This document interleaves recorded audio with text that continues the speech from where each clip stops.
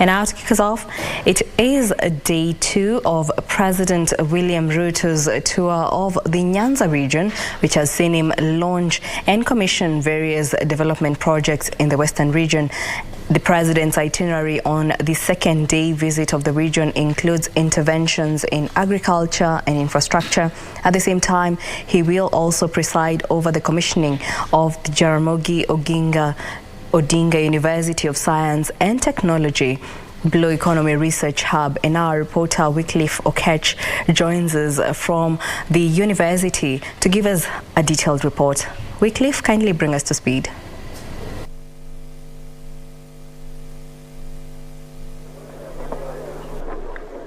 Well, thank you so much, Jacqueline Wambiru. Back in Nairobi, of course, this is the the last day of President Ruto's tour of the Luo Nyanza region, which started yesterday in Homa Bay County, where he has been holding meetings and actually commissioning and launching various development projects. And today, being the second day, he has been he is in Siaya County, where we are right now. This is Jaramogi Odinga University of Science and Technology, where he about half an hour, 2 hours ago, he launched the Blue Economy Research Hub here at this institution. We do remember, Jackie, if you've been keenly following the remarks by ICT and Digital Economy Cabinet Secretary, that is laud in various relief food distribution exercises he's been holding in the Luo Nyanza. He's been categorical and continuously reiterating the commitment by the Kenya Kwanza administration under the stewardship of President William Ruto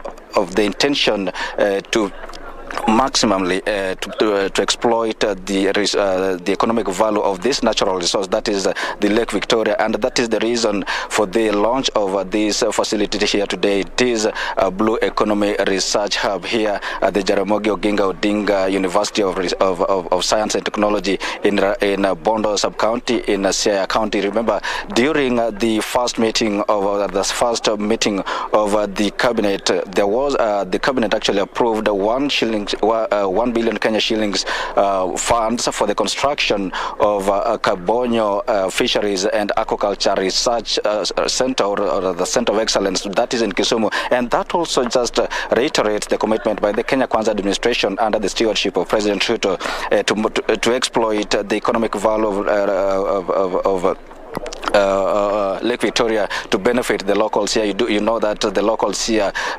largely depend on this natural resource for their livelihood, and that's the reason the government, the Kenya Kwanza government, has been so consistent in launching projects that are geared towards maximizing the exploitation of this natural resource. Like I've mentioned, right now the president is is engaging the local leaders here in a meeting, a closed meeting actually, that the media hasn't been allowed to go in there, but then we are waiting for him to conclude that meeting right inside there to see if he will be able to address us here, or he will be heading direct to the Rarieda sub-county, where the ICT and Digital Economy Cabinet Secretary Eliud is holding his homecoming, or rather Thanksgiving ceremony. And my colleague Chola Simon is as well in standby in Rarieda, and he will be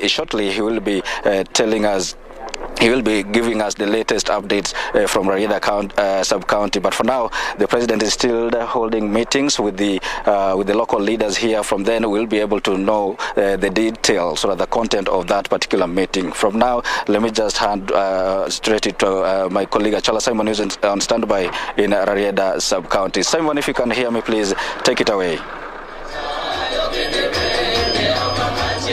Well, thank you very much, Wycliffe Okech, there in Bondo.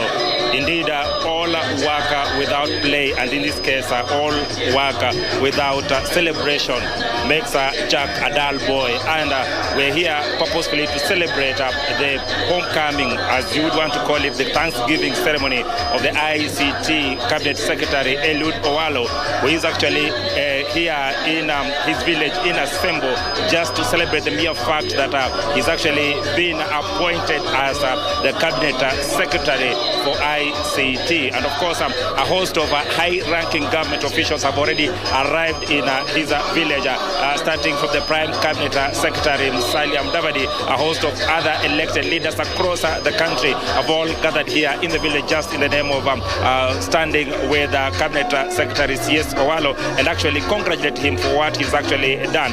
In a very emotional message that ICT Cabinet Secretary has actually penned in this booklet that we have, he's actually sending thanks message to the president for actually appointing him. He recognizes the fact that there are so many leaders across the country who would actually fit the bill to become the cabinet secretary for ICT, but the president saw it fit to actually appoint him. He says that he's not going to let down the president, and he will ensure that he did at the end of the day he actually does what is expected of him in that ministry, so that then he can actually serve the people of this region and of course the entire country. The other key thing that he says is that he will ensure that he continues to be the trusted lieutenant of President William Ruto here in Nyanza, so that then any activity that is actually being propagated in this region by the national government will actually he'll actually be the emissary of the national government or the people of this region